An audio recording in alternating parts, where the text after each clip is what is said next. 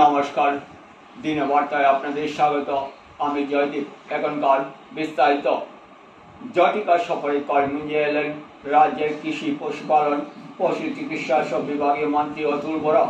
অগপ বিজেপির তরফে উষ্ণ সংবর্ধনার পর জেলা প্রশাসনের মন্ত্রণালয় বৈঠকে সামিল হন মন্ত্রী মহোদয়।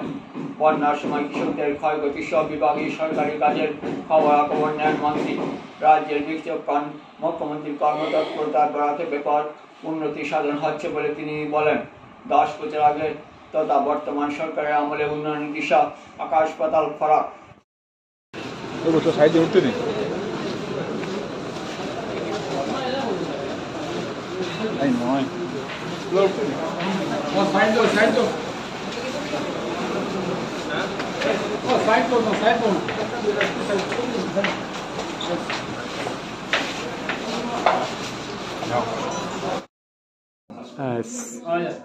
স্যার, আগন্তুক পঞ্চায়েত নির্বাচন এবং 26 বিধানসভা অগপরিস্থিতি কি হব স্যার? চাওক,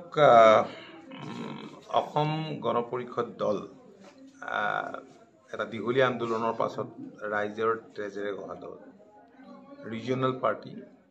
আৰু আমাৰ প্ৰতিনিধি বৰাকৰ পৰাও আছিল, কৰিমগঞ্জ জিলাৰ পৰাও আছিল, হাইলাকান্দিৰ পৰা আছিল, চৈদুল আলম চৌধুৰী বহুদিন ধৰি অসম মন্ত্ৰীসভাৰ মন্ত্ৰীও হৈছিল। গতিকে প্ৰতিনিধি আছিল আৰু আমাৰ বৰাক ভেলীত আমাৰ ৰুট আছে।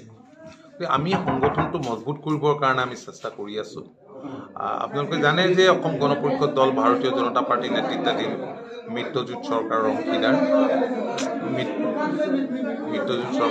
গতিকে আমি